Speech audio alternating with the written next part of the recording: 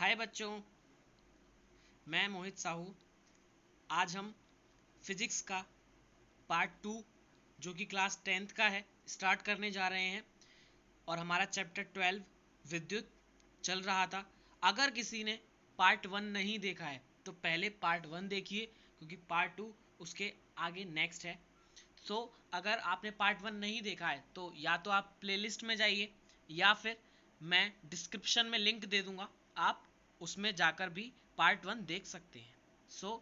हम स्टार्ट करते हैं अपना आगे का जो हमारा रह गया था। सबसे पहली जो हेडिंग है हमारी वो है एमीटर, कि एमीटर क्या होता है।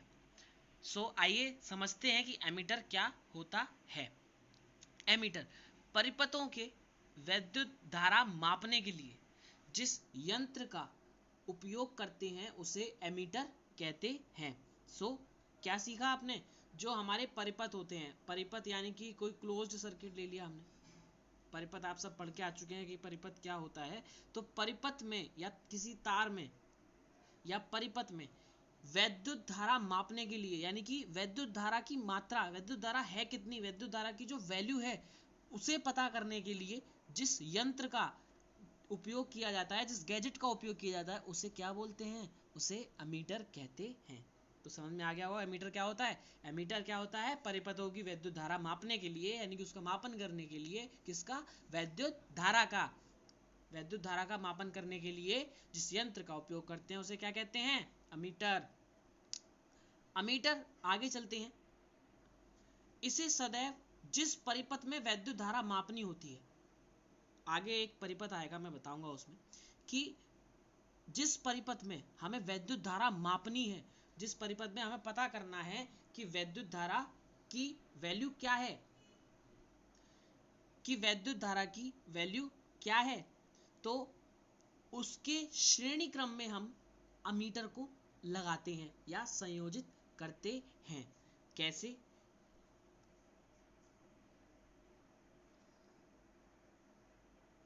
यहां पे हमें एक डायग्राम दिख रहा है, चित्र। इस चित्र में ये जो हमारा गिवन है, ये पूरा क्या है? एक परिपथ है। इसे ही क्या बोलते हैं? परिपथ बोलते हैं। तो इस परिपथ में हमने देखा इस चित्र में क्या क्या है। आइए इस चित्र में देखते हैं, इस चित्र में हमारे पास क्या क्या गिवन है। तो इस चित्र में हमारे पास एक सेल, एक विद्युत बल्ब, एक एमीटर, एक प्लग, कुंजी से मिलकर बने विद्युत परिपथ की व्यवस्था, आरेख। तो हमारे पास क्या क्या है देखिए। हमारे पास एक सेल गिवन है जो कि बैटरी में क्या करेगा? धारा को प्रवाहित करेगा। ये जो इस परिपथ में हमें एरो दिखाई दे रहे हैं, ये हमें एरो वैद्युत धारा की दिशा को प्रदर्शित कर रहे हैं। क्या कर रहे हैं? वैद्युत धारा की दिशा को, कि वैद्युत धारा इस प्रकार इस परिपथ में, इस बंद परिपथ में बह रही है। ओके। उसके बाद नेक्स्ट बात ये कि इसमें एक विद्युत बल्ब लगा हुआ है जो कि जब धारा प्रवाहित होगी तो वो अपना जलेगा। उसके बाद ये क्या है? यही है हमारा अमीटर। अमीटर का जो साइन होता है वो इस प्रकार होता है, ए, एक तरफ पॉजिटिव एक तरफ नेगेटिव। इस प्रकार से हम अमीटर को देखते हैं, ये अमीटर का साइन होता है। तो ये क्या कर रहा है? ये इस परिपथ की वैद्युत धारा का मापन कर रहा है। उसके बाद हम जब आगे देखते हैं तो आगे हमें मिली के से क्या? इसे कहते हैं कुंजी। कुंजी क्या है? कुंजी है एक बटन, एक स्विच। अगर वैसे तो आगे चल के डायग्राम्स आएंगे, मैं समझाऊंगा, लेकिन यहाँ पे थोड़ा सा समझ लीजिए कि ये कुंजी जो है ये इस प्रकार बनी हुई है और इसमें एक बीच में डॉट है। अगर इसमें बीच में डॉट नहीं होता तो इसका मतलब कुंजी क्या है? कुंजी ओपन है, यानी कि कुंजी अपना कार्य नहीं कर रही है। और अगर इसमें एक डॉट है, इसमें क्या बन रहा है? एक डॉट बन रहा है, तो इसका मतलब ये कुंजी अब वैद्युत धारा को प्रवाहित कर रही है। और एक चीज और याद रखिएगा, क्या? कि ये जो आपने देखा, ये जो हमारा सेल या बैटरी लग रही है, इसमें एक तरफ प्लस है एक तरफ माइनस है। तो एक चीज याद रखिएगा, इस प्रकार ये पॉजिटिव ये नेगेटिव, जो पॉजिटिव होता है धन, उसको बड़ा बड़ा बनाते हैं, और जो धन ऋण सिरा होता है उसे छोटा बनाते हैं। वह एक मोस्ट इम्पॉर्टेंट बात जो आपको हमेशा याद रखनी है कि जो वैद्युत धारा की दिशा होती है वो धन से ऋण की ओर होती है, यानी कि पॉजिटिव से नेगेटिव की ओर होती है, धन से ऋण की तरफ होती है। इस डायग्राम में हम देखेंगे कि इसमें प्लस से निकलकर जो धारा बह रही है, प्लस से निकलकर देखो ये धारा जा रही है, और उसके बाद इस प्रकार जाने के बाद ये कहाँ आ रही है, ऋण की तरफ लौटकर आ रही है। आई होप आपको ये वाली बात डायग्राम की समझ में आ गई होगी। हम आगे चलते हैं। आगे एक चीज और कि चित्र में ध्यान दीजिएगा कि परिपथ में वैद्युत धारा सेल के धन टर्मिनल से सेल के ऋण टर्मिनल, ब्रैकेट में टर्मिनल का मतलब क्या है, सिरा तक बल्ब और अमीटर से होकर प्रवाहित होती है। जो मैंने अभी लास्ट बात बताई है कि इस चित्र में हमेशा ध्यान रखिएगा सर्किट में कि सर्किट यानी परिपथ, वैद्युत धारा सेल के धन टर्मिनल या धन सिरे से सेल के ऋण सिरे तक बल्ब और अमीटर से प्रवाहित होती है। ये वाली बात आप समझ चुके होंगे। आगे बढ़ते हैं। आगे आया एक छोटा सा न्यूमेरिकल, प्यारा सा न्यूमेरिकल जो कि बच्चों को बहुत पसंद आते हैं। इसमें क्वेश्चन में वो बोल रहा है कि एक मिनट कहाँ गया, किसी विद्युत बल्ब के तंतु में से 0.5 एम्पियर विद्युत धारा 10 मिनट तक प्रवाहित होती है। यानी कि एम्पियर दे रखा है तो ये किसकी वैल्यू है भाई, ये है आई की वैल्यू, और 10 मिनट यानी कि समय, ये किसकी वैल्यू दे रखी है, टी की वैल्यू। विद्युत परिपथ से प्रवाहित वैद्युत आवेश का परिमाण ज्ञात कीजिए, यानी कि हमें निकालना क्या है, आवेश। भाई अब मैंने समझाया था क्या, हमारे पास आई है, हमारे पास टी है, हमें निकालना क्या है, क्यू।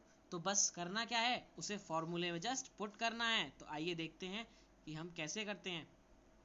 ओके, सो सबसे पहले हमने देखा आई की वैल्यू क्या है, 0.5 एम्पियर, और t इज इक्वल्स टू है 10 मिनट। लेकिन मैंने बताया था t की यानी कि समय की जो SI यूनिट होती है, मात्रक होता है, वो क्या होता है, सेकंड। तो हमें मिनट को हमेशा किस में कन्वर्ट करना है, सेकंड में। तो आइए हम सेकंड में कन्वर्ट करते हैं। सेकंड में कन्वर्ट करने के लिए हमने क्या किया, 10 का मल्टीप्लाई किससे कर दिया, 60 से, क्योंकि हम जानते हैं 1 minute is equals to 60 second. तो 10 इंटू 60 क्या हो जाएगा, 600, यानी कि 600 सेकेंड। तो हमारा टी भी आ गया है 600 सेकेंड, और आई भी आ गया है 0.5 एम्पियर।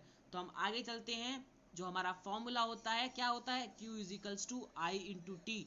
फॉर्मूला तो एक्चुअल में क्या होता है, I is equals to Q upon T, पर यहाँ से हमने Q को क्या किया, सेपरेट। तो डिवाइड वाली चीज कहाँ चली जाती है, मल्टीप्लाई में। तो हमारा क्या हो गया, Q is equals to I into T. तो I की वैल्यू है 0.5 और T की वैल्यू है 600 यानी कि 600 सेकेंड। तो इन दोनों का क्या हो गया, यहाँ पे मल्टीप्लाई हो गया I का और T का, 0.5 इंटू 600। अब इसे सॉल्व कैसे करेंगे, देखो आइए इसे सॉल्व करके देखते हैं। 0.5 इंटू 600, हम जानते हैं कि हम पॉइंट हटाते हैं तो नीचे क्या लगाते हैं, एक जीरो लगाते हैं। इस जीरो से हम इस जीरो को काट देंगे, और 5 का मल्टीप्लाई 6 से यानी कि 6 से कर देंगे 5 का मल्टीप्लाई, तो 5 छिकी 30, और पीछे का ये बच्चा जीरो, 300। तो हमारा आंसर क्या आ गया, 300 कूलाम। तो आप समझ गए होंगे कि 300 कूलाम हमारा आंसर कैसे निकल के आया। आगे बढ़ते हैं। आगे हमने देखा कि एक डेफिनेशन आई हमारी, वैद्युत विभवांतर, मोस्ट इंपॉर्टेंट टॉपिक, ये भी एक मोस्ट इंपॉर्टेंट टॉपिक है वैद्युत विभवांतर हमारा। तो इसको अच्छे से समझिएगा कि वैद्युत विभवांतर एक्चुअल में होता क्या है। तो समझते हैं।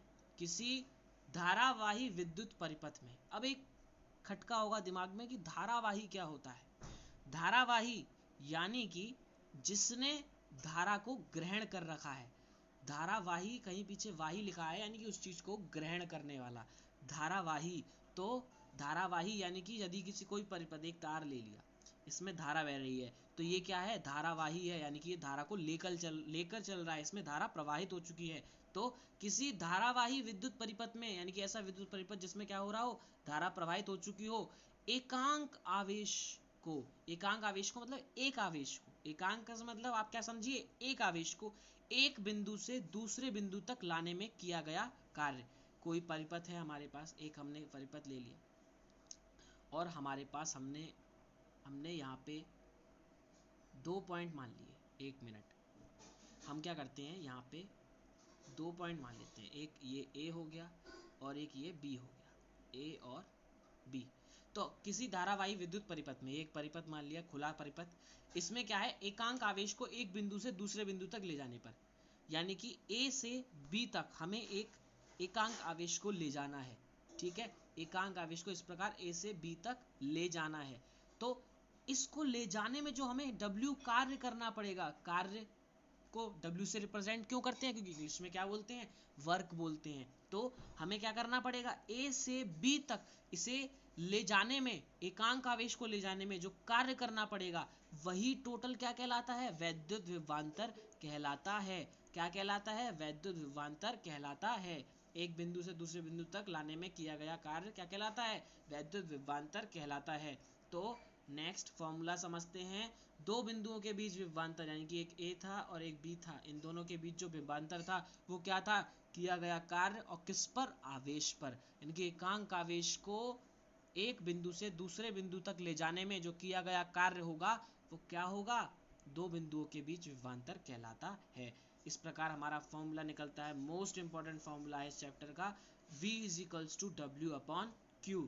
अब इसका मात्रक क्या हो जाएगा, वोल्ट।